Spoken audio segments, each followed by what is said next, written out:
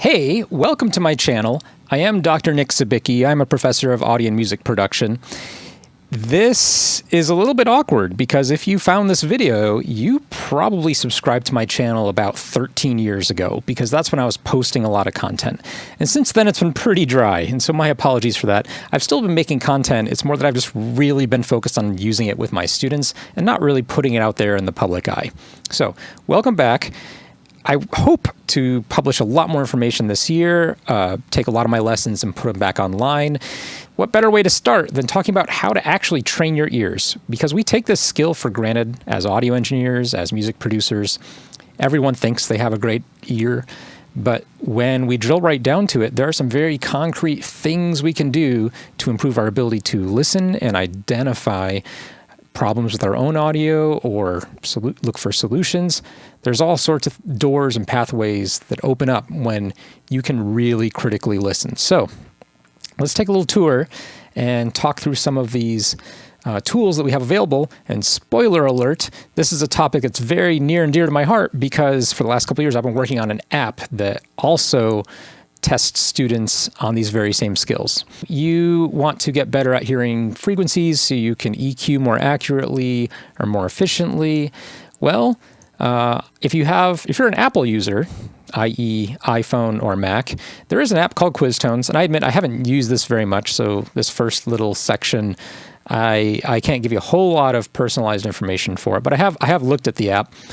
And it really does focus mostly on frequency. It's in a really nice quiz format. It's, you can see it's big buttons and it plays you audio and you identify the boosts or the cuts or whatever is going on in the audio. And it's really efficient and it's really dry. It's very, here's a thing, click a button, the end. But the most important thing, and I'm not saying this is bad at all, because in fact this is really great, the really stripped down, streamlined approach. If you can drill yourself every day, if you make something really simple, sleek, and accessible, that's actually how you get good at something.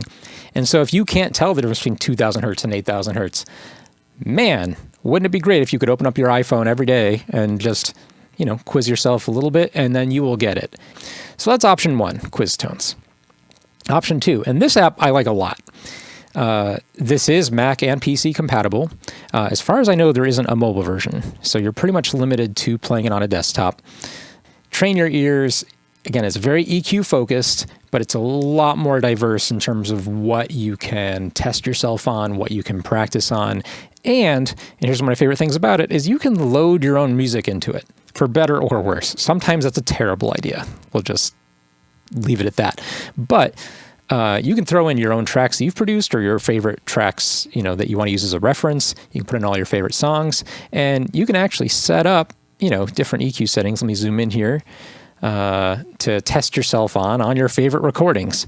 Amazing, amazing feature, especially where in Quiztones and a lot of these other apps for that matter, it can get very dry. It can feel very clinical. It can feel like you're really doing homework rather than finding that flow state that you might find with a video game. Especially being able to bring in some of your own tunes is a nice way to get over that hump for a lot of people. You get to listen to some of your favorite music and practice being an audio engineer at the same time. Amazing. What are the downsides to this? Well, like I said, it's really focused on EQ, so it's not going to test you on some of the other skills, identifying things like distortion or different reverbs. It's not really going to test your sense of musical memory or audio memory as much as you might think. But this is a great app, and it's only, where's the price? I think the price is down here somewhere. Now reduced for 50 euros. It used to be more. Now we got to talk about the elephant in the room. One of the, I think, biggest, trendiest, it may or may not be the most common. I don't know where I can find numbers in terms of the sales of each of these things. But certainly one that has the most attention, I guess, in the audio world is Soundgym. And I've been a Soundgym subscriber for many years. I've used it a lot with my students. I know it quite well. And I can also give you some cons of Soundgym, because I do think there are some cons. But Soundgym, now compared to the other two, is much more diverse in terms of the audio skills it's going to test you on. Yes, it does have a lot of EQ, but it's also going to test your ability to hear audio compression. or remembering how a mix sounds and comparing it to another mix, or stereo image, or just raw amplitude. There's certain EQ games that will focus in on certain frequency ranges, like Bass Detective. So all these are little series of mini games that you play, and it's got a little level system. And this is not app-based. This is entirely in your browser. So you can access it anywhere. You can do it right on your phone from your phone browser, which I've done before, or your tablet or your desktop. Wherever you have a good pair of headphones or a good pair of speakers and a browser, you can run Soundgym. And that's amazing. That's awesome. It does keep track of some of your stats. If you are a teacher like me and you are thinking about, hey, what can I use with my students? What would be most accessible? Soundgym, it's good, but you have to buy into it. And I mean that literally and figuratively. It's really set up for site licenses, so for your institution to own a blanket license or a number of seats. And it's a little bit of a hassle to get all your students set up with it, but really not that much. Like you don't have to do a lot of admin work to get a class of this going.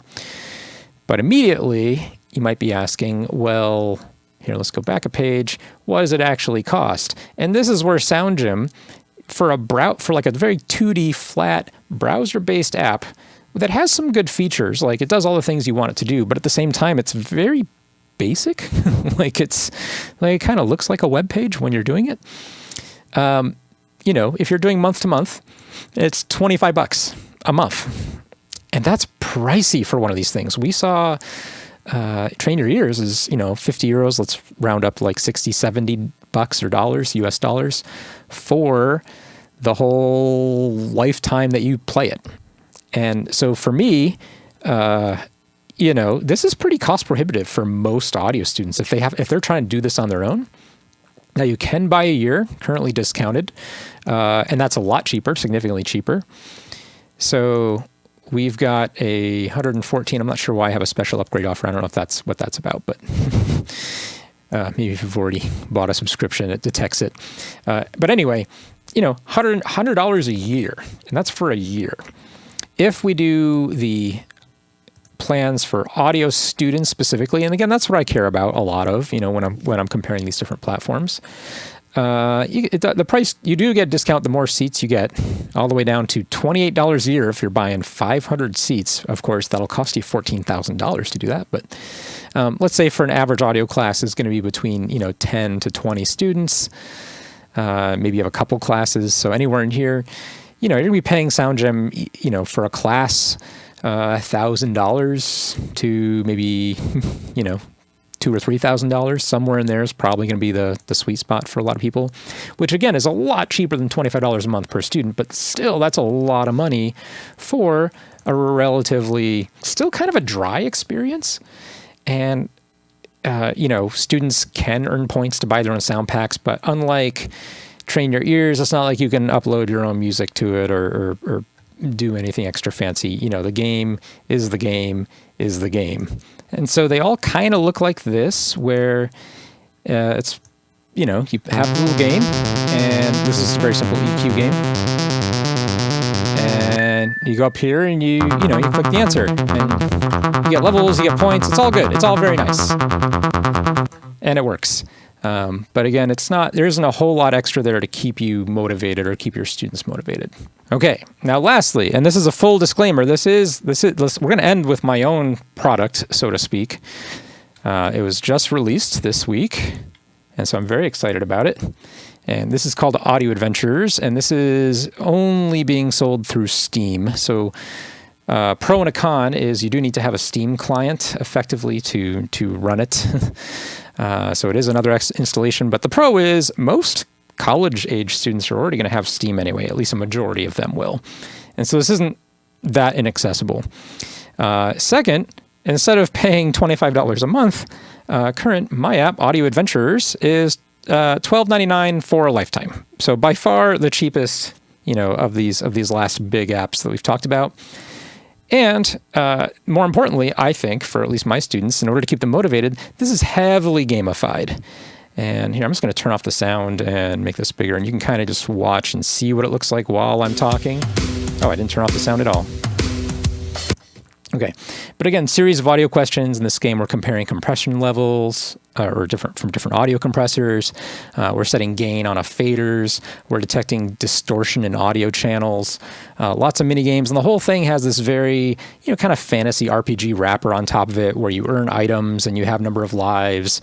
You earn gold, and you can spend your gold on different little tints and pets, and other little game add-ons. We have a little pet caterpillar here behind. Oh, went away. Behind that little pink mage character. And every time you get one right, you get to bop the monster on the head.